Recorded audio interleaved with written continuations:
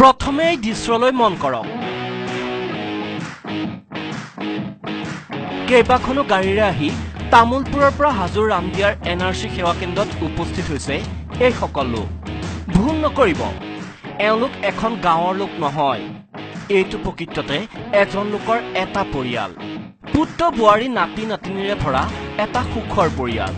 পৰিয়ালটোৰ সদস্যৰ সংখ্যা শুনিলেহে চকু কপালত উঠিব আপোনাৰ ৪-৫ জন নহয় এই পৰিয়ালটোৰ সদস্যৰ সংখ্যা ৩৯ জন এওঁৰ নাম আব্দুল আলী বৃহৎ পৰিয়ালটোৰ মুৰব্বী তেওঁ আব্দুল আলীক সাংবাদিকৰ প্ৰশ্ন আপোনাৰ পুত্ৰ কেইজন তেওঁলোকৰ নাম কি কি সাংবাদিকৰ প্ৰশ্নত কনফিউজ আব্দুল আলী কাৰণ নিজৰ পুত্ৰৰ নামেই মনত নাই এইজন আব্দুল আলীৰ থাকিবনো কেনেকৈ ইমানবোৰ নাম মনত ৰখা সম্ভৱ জানো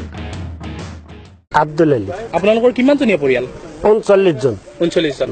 পুত্ৰ কিমানজন আছে আপোনাৰ ৯ জন এটা ৯ জন কি নাম তামুলপুৰৰ পৰা এনআৰচিৰ বংশবৃক্ষ পৰীক্ষণৰ বাবে কেইবাখনো গাড়ী লৈ বৃহৎ পৰিয়ালটো উপস্থিত হৈছেহি হাজোৰ ৰামদিয়াৰ খগেন ভৰালী গাঁও পঞ্চায়তৰ এনআৰচি সেৱা কেন্দ্ৰত ল'ৰা ছোৱালী নাতি নাতিনীক লৈ এনআৰচি সেৱা কেন্দ্ৰত উপস্থিত হোৱাৰ লগে লগে নিউজ ১৮ৰ কেমেৰাত আবদ্ধ হয় বৃহৎ পৰিয়ালটো আৰু আব্দুল আলীৰ এই বৃহৎ পৰিয়ালটোৱে উদঙাই দিছে বৰ্তমান অসমৰ জনসংখ্যা বিস্ফোৰণৰ ভয়ংকৰ তথ্য এই সময়ত আমাৰ পৰিয়াল পৰিকল্পনাৰ কথা চলি আছে সেই সময়তে এনেকুৱা ডাঙৰ পৰিয়াল শিক্ষাৰ অভাৱ সেই অঞ্চলত নাগৰিক সমাজৰ মানুহ যাব লাগে তেওঁলোকক সচেতন কৰিব লাগে এৱেৰ কৰিব লাগে সৰু পৰিয়াল সুখী পৰিয়াল এই কথাটো বুজাব লাগে শিক্ষাৰ পোহৰ নপৰা বহু সংখ্যালঘু চৰ অঞ্চলত এতিয়াও ব্যাপক হাৰত অব্যাহত আছে জনবিস্ফোৰণ